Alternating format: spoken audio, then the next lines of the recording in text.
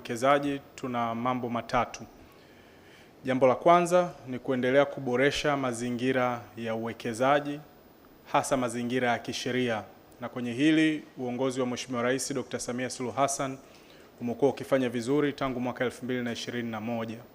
Jambo la kwanza, mwaka 2022 Mheshimiwa Rais Dr. Samia Suluhu Hassan aliboresha sheria ya uwekezaji ambayo ilikuwa haijaboreshwa tangu mwaka 1996. Mwaka 2023 Mheshimiwa Rais akarekebisha sheria ya PPP ambayo inaruhusu sekta binafsi pamoja na serikali kushirikiana, jambo ambalo tumeliona na lenyewe kwenye dira ya mwaka 2050 ikionekana kwa sehemu kubwa. Jambo la tatu, mwaka 2025 yakafanyika mageuzi mengine ya kiutendaji na ya kimfumo na ya kitaasisi, ikiwemo kuunganisha taasisi mbili ya iliyokuwa EPZA na iliyokuwa TIC kwa ajili ya kuanzisha mamlaka mpya ya uwekezaji. Lengo likiwa kuweka kituo cha pamoja, mwekezaji anapokuja nchini, Mtanzania au mgeni aweze kuhudumiwa katika sehemu moja. Kwa jambo la kwanza kabisa ilikuwa ni kuboresha sheria na mazingira mapana ya uwekezaji, kumsaidia pia Mtanzania aweze kuwa mwekezaji ndani ya nchi yake mwenyewe. Lakini jambo la pili serikali ambacho imekifanya ni kuhakikisha kwamba kuna usalama kwa wawekezaji wanaowekeza nchini, ikiwemo mabadiliko ya sheria ya arbitration yanayolinda uwekezaji wa Mtanzania au mgeni yoyote hapa nchini kwetu. Kwa hiyo kwenye upande wa mifumo ni sehemu kubwa sana na nguzo kubwa muhimu sana ambayo imesababisha ongezeko na utulivu wa uwekezaji nchini.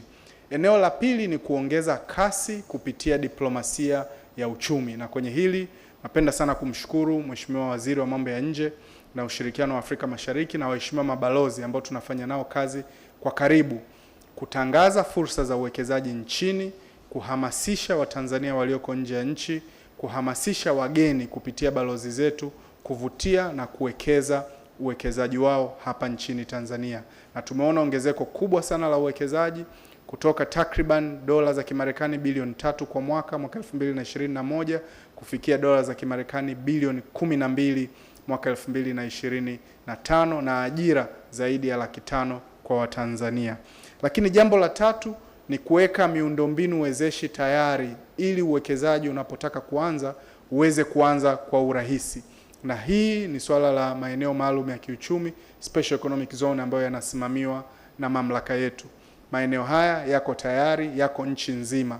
Tunayo maeneo Dar es Salaam, mkoa wa Pwani, Dodoma, Ruvuma, Mara, Mwanza na maeneo mbalimbali nchini ambayo yamewekea miundombinu na yako tayari kwa ajili ya kupokea uwekezaji. Hizi sababu tatu, maboresho ya sheria na mazingira ya kibiashara, diplomasia ya uchumi ambayo Mheshimiwa Rais anaiongoza huko duniani, na utayari wa maeneo ya uwekezaji ndiyo yanayohakikisha Tanzania ni kinara wa uwekezaji katika Jumuiya ya Afrika Mashariki, barani Afrika, lakini pia ndiyo yatakayotuhakikishia kwamba katika dira 2050 Tanzania inaendelea kuwa kinara na sekta binafsi inaendelea kushiriki kutekeleza na kufanikisha dira hii. Mheshimiwa Waziri, nakushukuru sana kwa nafasi.